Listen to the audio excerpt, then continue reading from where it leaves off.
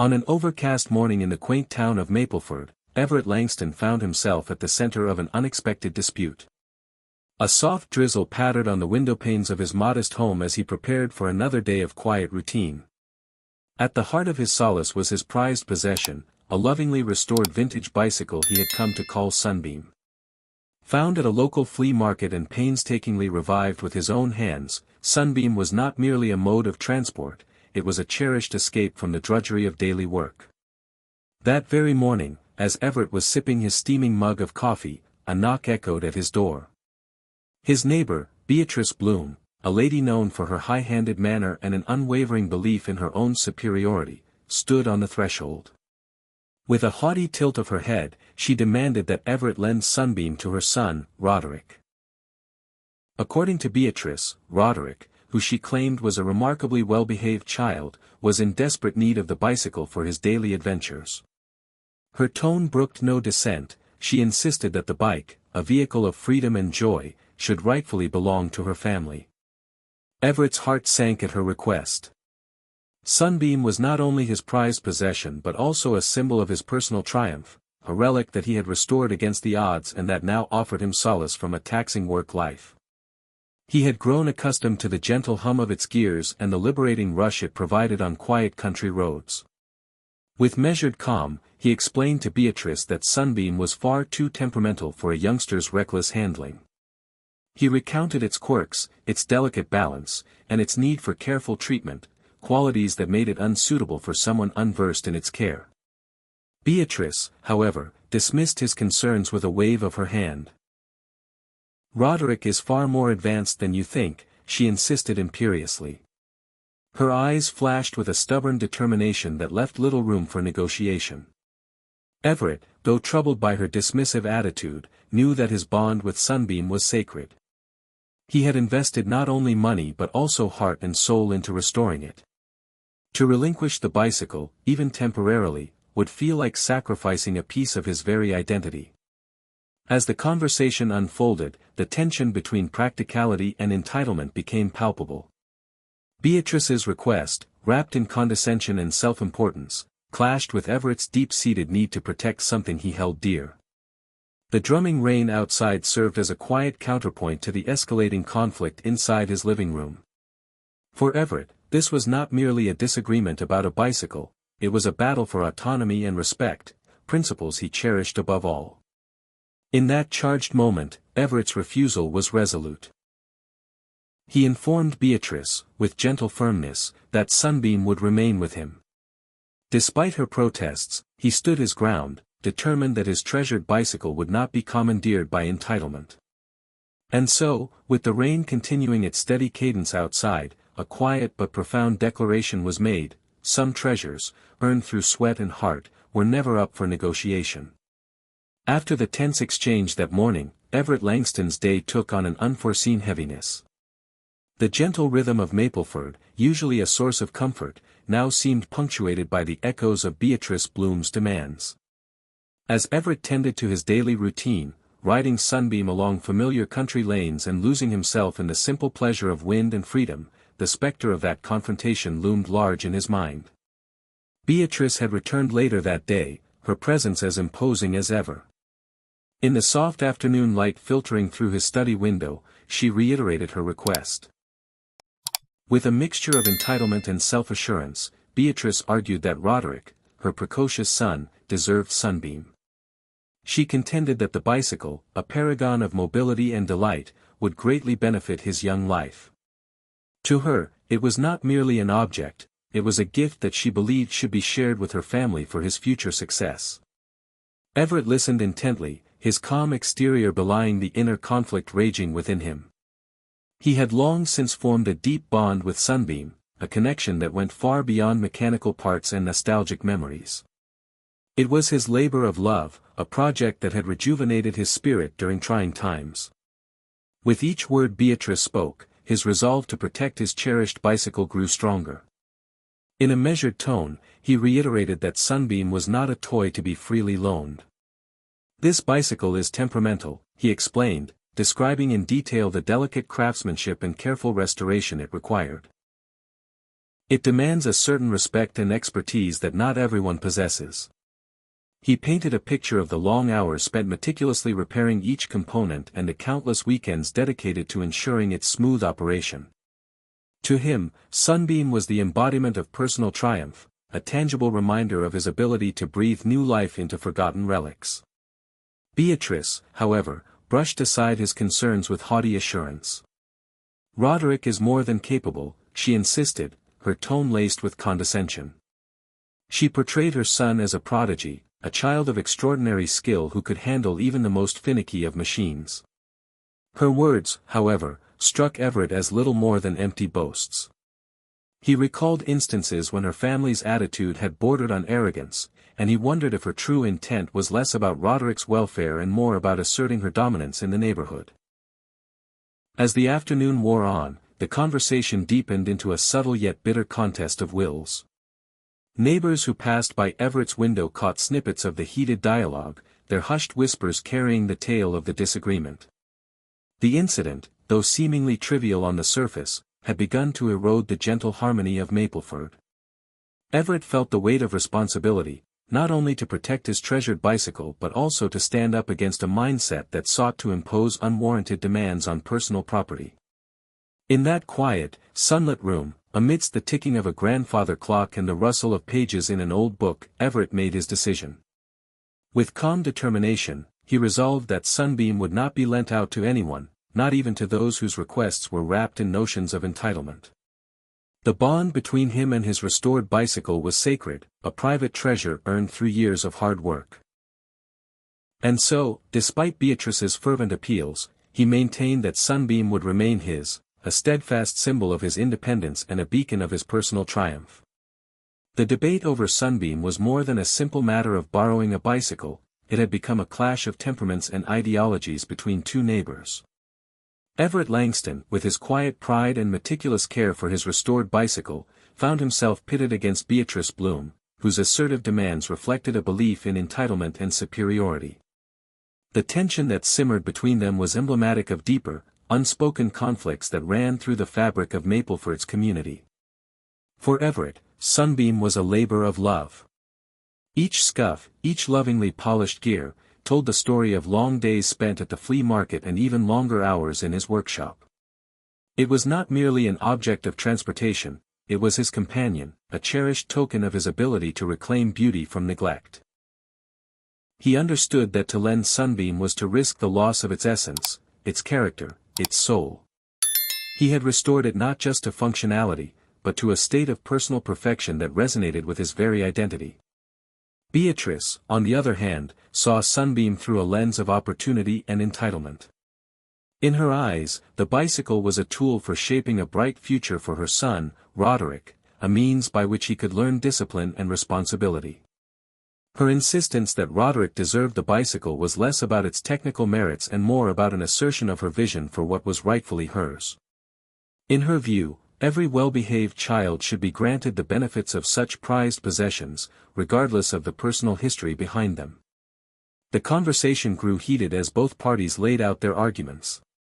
Everett detailed the quirks and idiosyncrasies of Sunbeam, emphasizing that its temperamental nature required constant care and a deep understanding of its mechanisms. He spoke with passion about the restoration process, about the delicate balance of vintage engineering that made Sunbeam unique. His words were measured and filled with a quiet dignity, a stark contrast to Beatrice's impatient declarations. Beatrice dismissed his concerns with a wave of her hand. "Roderick is advanced beyond your imagining," she declared, her tone imbued with a sense of certainty that brooked no discussion. To her, the technical details were irrelevant compared to the promise of a brighter future for her son. Yet Everett saw through the veneer of her argument.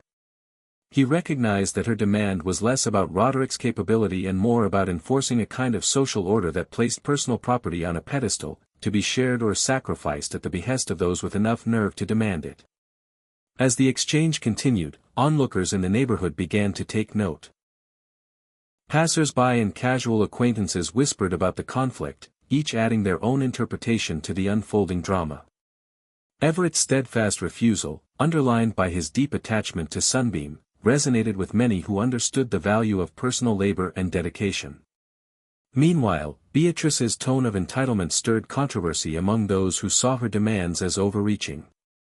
By the time the conversation drew to a close, it was clear that no compromise would be reached. Everett's resolve to keep Sunbeam under his care was unshakable, while Beatrice's insistence on bestowing it upon Roderick only deepened the divide between them. In that moment, their clash became a microcosm of larger societal tensions, between preservation and progress, between personal sacrifice and entitlement. And so, with no further words exchanged, both parties retreated, leaving behind an atmosphere heavy with unresolved conflict and unspoken challenges that would continue to echo through Mapleford. As the sun began to dip below the horizon, the initial conflict over Sunbeam escalated into an all-out neighborhood feud that no one could have anticipated. What started as a single, resolute refusal by Everett Langston to lend his beloved bicycle now morphed into a dramatic confrontation that threatened to upend the quiet equilibrium of Mapleford. That evening, Beatrice Bloom returned to Everett's door, her eyes ablaze with determination and indignation. With a voice raised in righteous fury, she insisted once again that her son, Roderick, was the rightful beneficiary of Sunbeam. "Your precious bike belongs to the community, and especially to a promising child like Roderick," she declared, her tone dripping with condescension. For Beatrice, every word was a battle cry. A declaration that personal possessions were secondary to the collective good as she saw it. Everett, however, remained unyielding. He reiterated that Sunbeam was not simply a piece of metal and rubber but a finely tuned instrument of personal expression and hard work. "This bicycle," he stated firmly, "has been restored with care and love. It is not a toy to be passed around on a whim." His voice, calm and steady despite the rising tension, resonated with those who had long admired his dedication to craftsmanship.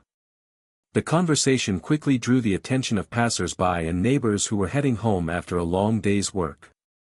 Rumors of the confrontation spread rapidly through Mapleford. Some neighbors, sympathetic to Everett's painstaking efforts to preserve a cherished relic, began to murmur their support. Others, however, were swayed by Beatrice's impassioned arguments, convinced that Roderick deserved every opportunity to thrive, no matter the cost to someone else's pride. Tempers flared when Beatrice's frustration reached its peak. In a moment of exasperation, she threatened to escalate the matter further. "If you won't give Sunbeam to my son, I will not hesitate to take this to the authorities," she proclaimed, her voice echoing down the quiet street. The threat was not empty. Beatrice had a reputation for sparking controversies that sometimes drew the intervention of local officials. Her words sent ripples through the gathered crowd, and soon the air was thick with anticipation of what might come next. Everett's response was measured and resolute. He explained that his decision was based on the unique nature of Sunbeam, a bicycle that required more than just casual care. It needed someone who understood its history, its temperamental quirks, and the personal sacrifices it represented. "I built this bike with my own hands," he said, his eyes reflecting a quiet determination, "and I will not see it mishandled by those who cannot appreciate its worth." As the exchange escalated, neighbors began to take sides. Some rallied around Everett, praising his commitment to preserving something that was clearly more than a mere object. It was a symbol of perseverance and personal achievement. Others, however, felt that Beatrice's call for community support was justified, arguing that if one child could benefit from such a prized possession, then it should be shared for the greater good. In the midst of this rising chaos, a few onlookers tried to mediate, urging both parties to seek a compromise. Yet, the deep-seated convictions on both sides left little room for negotiation. Beatrice's insistence on what she considered to be a moral imperative clashed head-on with Everett's steadfast determination to protect his labor of love. As night fell over Mapleford, the confrontation reached a crescendo. Words were exchanged, tempers flared, and what had begun as a simple dispute over a bicycle became a battleground for broader values.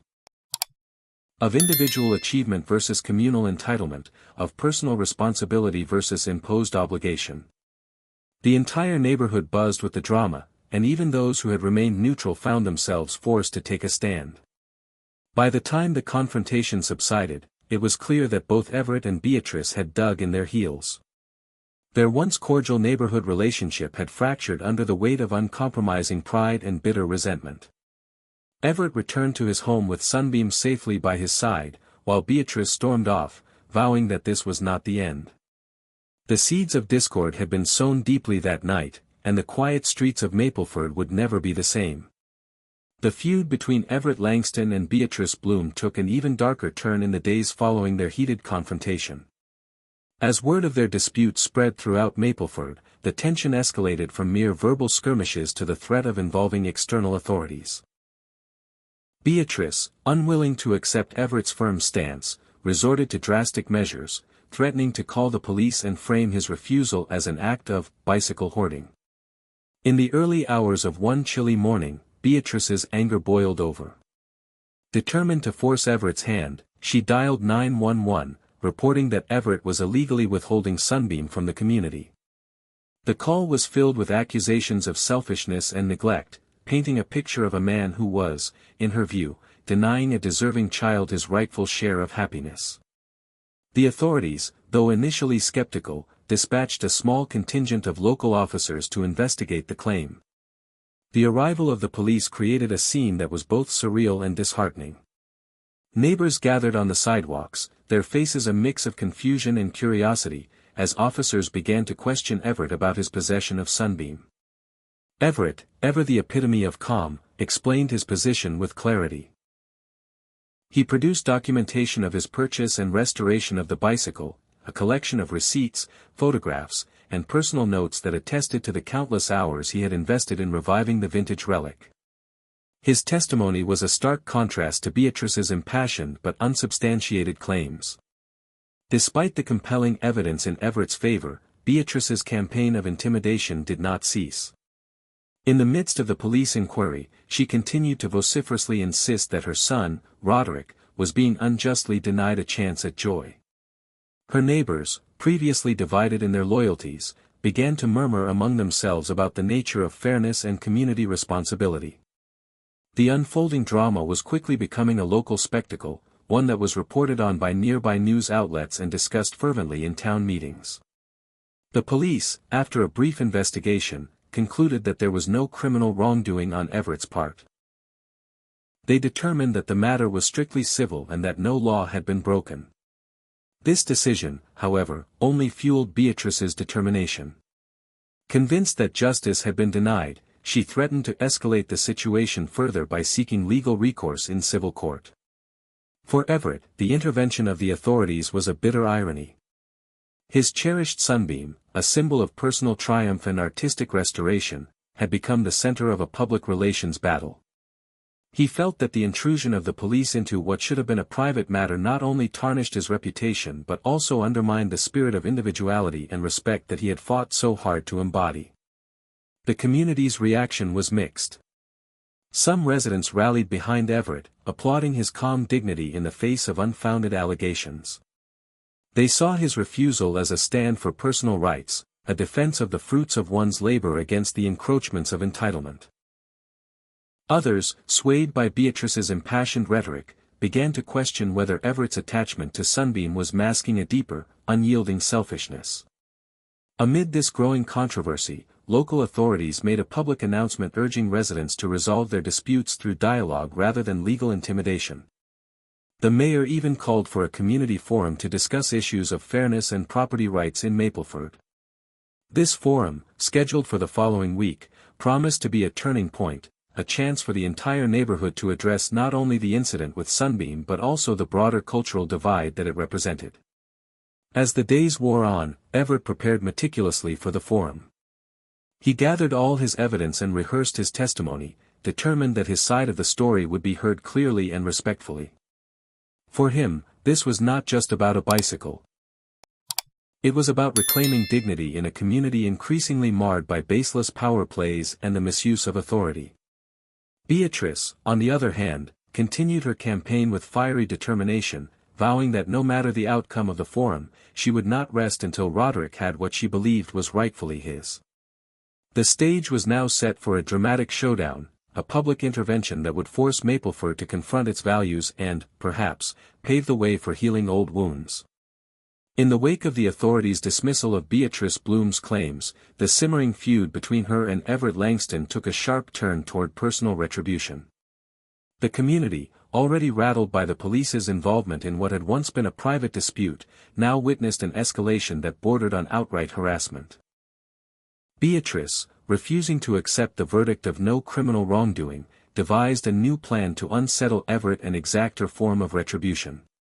Determined to tarnish the sanctity of his prized possession, she began orchestrating a series of calculated disturbances aimed directly at his property. The first act of retaliation was subtle yet insidious. She began luring flocks of pigeons into Everett's meticulously maintained yard, hoping that the persistent cooing and mess would disrupt his peace and, worse, damage the pristine condition of his garden. Everett, known throughout Mapleford not only for his restoration work but also for his love of order and nature, was deeply disturbed by this act. His yard was a testament to years of careful planning, a place where each flower and shrub was arranged with artistic precision. The sudden influx of pigeons, with their droppings and incessant clamor, was an affront to everything he held dear. He knew that Beatrice's actions were not spontaneous but a deliberate attempt to unsettle him. In response, Everett resolved to fight back, but not with the reckless anger that Beatrice had displayed. Instead, he opted for a measured counter-strategy that would protect his garden and, in turn, send a clear message. Late one afternoon, when the pigeons had once again descended on his yard, he quietly collected some birdseed and directed the feathery intruders away from his home. But his retaliation was more targeted. He took the gathered pigeons and, with careful precision, led them toward Beatrice's prized petunia garden, a patch of land she had meticulously cultivated and boasted about at every community gathering. As the birds began to peck and disturb the delicate petals of the petunias, chaos erupted on the other side of Mapleford. Beatrice's garden, once the envy of the neighborhood, was now under siege. The air was filled with the sound of fluttering wings and the sight of petals scattering in the breeze. For Beatrice, this was a direct and personal blow, a calculated act of retribution that struck at the very core of her pride. The neighborhood buzzed with gossip. Some residents found the unfolding drama almost comical, a tit-for-tat exchange between two stubborn neighbors. Others, however, saw in it a deeper commentary on the escalating cycle of petty revenge that was fracturing the community. Everett, true to his nature, remained composed. He documented every incident, taking photographs of the damaged petunias and noting the exact time and conditions of each occurrence. His intent was not merely to retaliate but to build a case that would expose the destructive nature of Beatrice's vendetta. For her part, Beatrice refused to accept defeat. As her beloved garden wilted under the relentless assault of birds, she became increasingly volatile. At one point, while attempting to confront Everett in person, she tripped over a stray garden hose, sending her sprawling into her own flower beds. The sight of her drenched and disheveled form only added to the spectacle, further galvanizing public opinion against her methods. In the days that followed, both parties dug in deeper. Everett continued to safeguard his yard and sunbeam with unwavering resolve, while Beatrice's attempts to salvage her pride grew ever more desperate. The cycle of harassment and retribution had become a defining feature of the neighborhood, with each new act further eroding the sense of community that once bound Mapleford together. Throughout this period, local mediators and community leaders attempted to intervene, urging both sides to find a peaceful resolution. Yet, the wounds had grown too deep. The conflict over a single bicycle had transformed into a bitter war of pride and principle, one where every act of revenge was both a message and a challenge. By the time the tension reached its peak, Everett and Beatrice had become symbols of opposing worldviews, one representing the sanctity of personal hard work and the other embodying an unyielding sense of entitlement. And as the leaves turned gold with the arrival of autumn, it became clear to everyone in Mapleford that this feud would not be forgotten easily, for it was a battle that touched the very soul of the community. The escalating feud between Everett Langston and Beatrice Bloom eventually spilled over from private acts of retribution into a full-blown community confrontation. The small town of Mapleford, already divided by years of long-standing grievances and personal pride, found itself thrust into the spotlight as neighbors and local leaders attempted to mediate the bitter dispute. It began on a cool Saturday morning when the local community center, a modest building known for hosting town meetings, was filled to capacity. Rumors had spread that a formal assembly was being organized to address the ongoing conflict, a conflict that had now come to symbolize the broader issues of respect, responsibility, and entitlement within the town. Everett, resolute in his commitment to preserve his cherished sunbeam and the dignity of his personal achievements, attended the meeting with an air of quiet determination. Beatrice, her pride wounded yet unbowed, arrived with a storm of vitriol and demands for retribution. The meeting was a cacophony of voices, some echoing Beatrice's calls for justice for her son Roderick, others siding with Everett's plea for individual rights and personal property protection. In a moment of brave candor, Everett took the stage and began to recount his journey with Sunbeam. He spoke passionately about how he had discovered the bicycle at a flea market, the hours he spent restoring it, and the joy it brought him as a means of escape from a taxing work life. His narrative was not simply about a piece of machinery, it was a testament to perseverance, craftsmanship, and the deep personal value imbued in his labor. Beatrice, not one to be outdone, countered with her own narrative. She insisted that every child deserved an opportunity to experience the freedom and responsibility that came with owning a bicycle. To her, Roderick was a shining example of good behavior and potential, a young mind ready to embrace the world if only given the right tools. She argued that Sunbeam should be a gift to the community, a means of uplifting the next generation rather than a personal treasure to be hoarded. As the debate grew more heated, voices in the crowd rose in unison.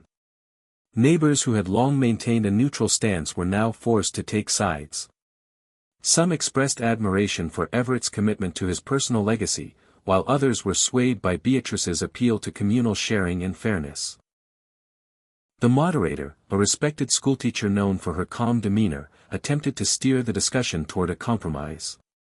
However, the deep-rooted sentiments on both sides made any such compromise seem impossible. Everett, speaking with the measured authority of someone who had spent decades in service, reminded everyone that true community progress was built on the foundation of individual rights. "What I have built with my own hands," he declared, "is not merely an object to be passed around like a trinket. It is the fruit of years of dedication and hard work, and it symbolizes the freedom to pursue one's own path." His words resonated with many, eliciting nods of agreement from those who had grown weary of constant interference in their personal lives. Beatrice, her face flushed with indignation, fired back that such a stance was selfish and contrary to the spirit of neighborhood unity. "We are a community," she insisted.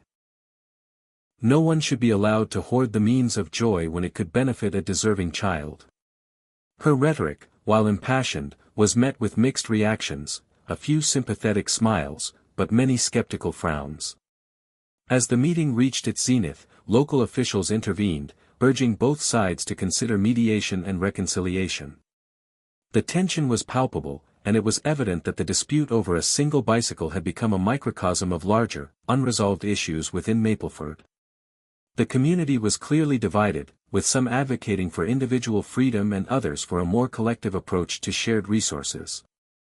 In the end, the forum concluded without a definitive resolution, though it marked a turning point.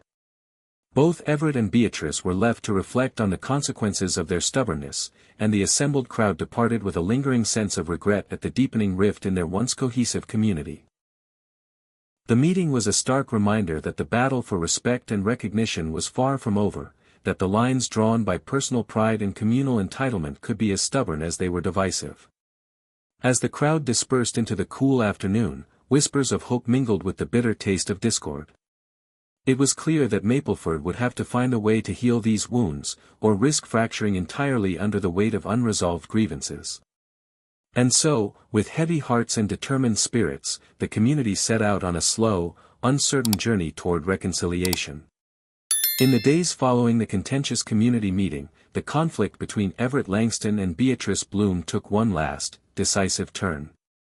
Beatrice, still reeling from the humiliation inflicted upon her and desperate to salvage her pride, unleashed a final act of retaliation. Unable to bear the shame of her ruined petunia garden, a once prized asset in her eyes. She attempted to confront Everett in a fit of anger. On a bright morning, as dew still clung to the leaves, Beatrice stormed into her own garden, intent on demanding an explanation from Everett for the series of events that had so deeply wounded her. However, in her haste and fury, she tripped over an errant garden hose and tumbled headlong into her meticulously arranged flower beds. The mishap, both comical and tragic, left her sprawled in a disarray of broken petals and damp soil. Passers-by paused, their expressions a mixture of concern and amusement, as Beatrice struggled to regain her footing. In that vulnerable moment, the consequences of her actions became painfully clear. Her reputation, already tarnished by the escalating feud, suffered an irreparable blow. Neighbors who had once silently backed her now saw her as a cautionary example of unchecked entitlement. Everett, witnessing the spectacle from a respectful distance, felt a twinge of regret. Not for his steadfast stance, but for the pain the conflict had wrought on the community.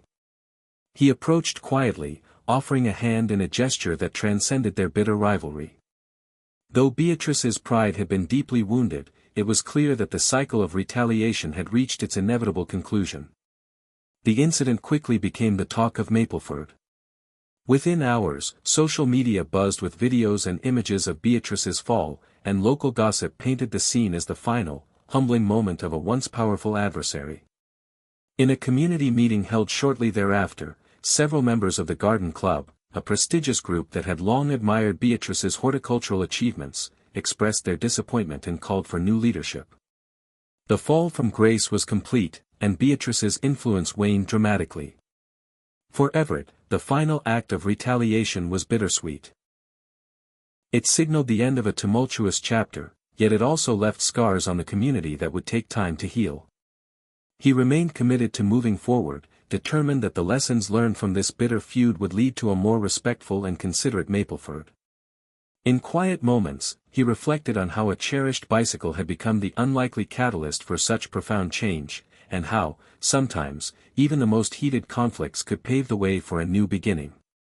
In the weeks that followed the dramatic events, Mapleford slowly began to piece itself back together. The bitter feud between Everett Langston and Beatrice Bloom had left a trail of discord in its wake, but it also sparked a vital conversation about respect, accountability, and the true meaning of community. As the final echoes of the conflict faded, neighbors came together to mend fractured relationships and restore the town's sense of unity. Everett, though still protective of his prized bicycle Sunbeam, found solace in the newfound dialogue that had emerged from the turmoil. He continued his daily rides along Mapleford's winding country roads, a quiet reminder of perseverance and personal triumph.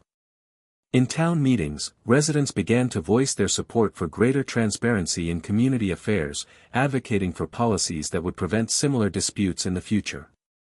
The painful lessons learned from the feud prompted local officials to introduce initiatives aimed at fostering dialogue and mutual respect among neighbors. Beatrice, humbled by her public humiliation and the dissolution of her once mighty influence, retreated into quiet reflection. The loss of her standing in the Garden Club and the widespread mockery that followed her final act forced her to reconsider her approach to community engagement. Though the wounds were deep, some in Mapleford hoped that with time, she might find a path toward reconciliation and personal growth. As summer turned to autumn, a palpable change swept through the town. Neighbors who had once taken sides now began collaborating on community projects, rebuilding the local park, organizing cultural events, and even establishing a new neighborhood watch program that emphasized fairness and cooperation. The once divisive controversy over a bicycle had, inadvertently, sown the seeds of renewal and collective purpose. Everett's experience became a quiet legend in Mapleford, a testament to the power of dignity and the importance of standing up for one's rights in the face of injustice. His calm resolve in the midst of chaos served as an inspiration to many, igniting a movement for greater empathy and understanding. Public discussions, once dominated by bitter recriminations, slowly gave way to constructive dialogue about how best to preserve individual passions while nurturing a shared sense of community. In the end, the aftermath of the conflict proved to be a turning point for Mapleford. The town emerged not unscathed, but wiser and more united. The legacy of the feud, etched into the memories of every resident, became a rallying call for a future defined by cooperation rather than conflict. And as the leaves turned golden with the approach of winter, Mapleford embraced the promise of renewal, a testament to the enduring strength of community spirit.